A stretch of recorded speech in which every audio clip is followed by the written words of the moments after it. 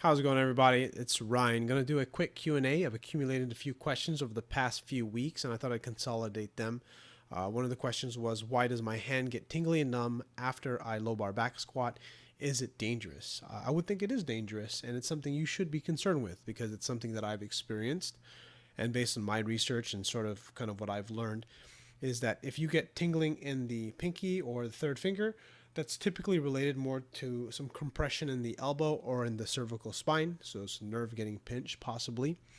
The other part too is that if it's more across your thumb and your forefinger, these fingers here, or you feel it across your chest, like a tingling, that typically means, well, from what I understand, is that you're getting some irritation in your brachial plexus. Those are the nerves that kind of are right here, that span out from the cervical, that span out from the spine. So yeah, it's bad. So I wouldn't do that. There's a reason why I don't do a whole lot of low bar back squat, because I get a elbow issue. I don't get that issue, but I only have a few amount of reps of low bar squat, or a very low, I don't know if that makes any sense, a low bar squat, because I typically squat either like not quite high bar, but just a little bit below, like a mid bar position, similar to how Eric Lillibridge used to squat, simply because it puts too much pressure on my wrists and elbows. So I have to wear wrist wraps, and I'm assuming you are.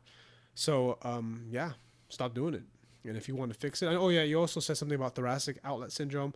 That could be a direction you might want to research. I mean, you should just really try to stay away from hurting yourself. Pay attention to, I mean, one of the things that I do remember when I was messing around with overhead squats is that if you don't have the proper mobility and you put your hands overhead and you really force it, what's going to end up happening, it's going to cause a lot of stress in the nerves up here in the neck, and that can make your fingers tingling. So that's essentially my main experience. As far as with low bar back squat, I've had pain, but not tingling. So, all right, next question. Should we be retracting and depressing? When should we be retracting and depressing our shoulder blades, and should we avoid it? Pretty much for the most part, you want to keep them back pretty much almost all the time. The one thing to understand is that you're trying to get scapula control. So being able to maneuver your shoulder blades. Occasionally your shoulder blades will round forward. That's okay. That's natural motion. You just don't want them overly protracted forward. And again, it depends on what you're doing. For the most part, you want them back and down. You want to try your best to keep them in neutral. The only thing to keep in consideration is that when you're doing lat pull down or just any overhead movement like lat pull down or overhead press, the scapula needs to be able to rotate upwards. So that's a dysfunction that people have. So it's important that you're able to do that. And if you're kind of like me, where you've practiced having perfect or really strong posture, you kind of lock yourself in this position. So when you do overhead press, you have issues with your shoulder blade rotating upwards, and that's a dysfunction that needs to be addressed, which I can talk about in a different video. Another question I got is, what wrist wraps am I using? I'm using Iron Rebel Power Gear wrist wraps. They sell them at the meet I compete at. I compete at USPLA or US, I can't remember what it is, but I'll put a link in the description to the federation I lift in. I primarily lift at this federation because the gym is not that far from my house, and that's the main reason why I lift there. Me and my wife, we have 3 kids.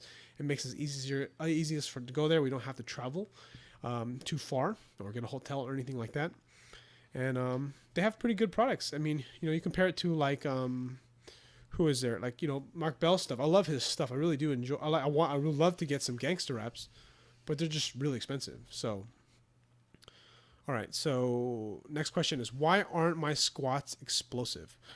The reason why my squats aren't explosive is because of balance. When I have really, really good balance, I'm able to push hard. But when I get up to a certain way, I have trouble finding my balance because of my poor ankle mobility and sometimes my thoracic spine mobility. So when I'm trying to explode from the bottom, I end up having to rise my hips too soon, and that causes the bar to kind of, when you're over 350, when the weight's over 350 pounds, it's very easy to kind of throw off your balance. So that's my video. If you have a question, please feel free to leave a comment or a question, and I can maybe make another Q&A video if you'd like to hear more of these. But thanks for watching. You can see my daughter there. She's sneaking into the room, and she thinks I can't see her. This is actually a second take. Say hi, Ellie. All right, I'll see you guys later.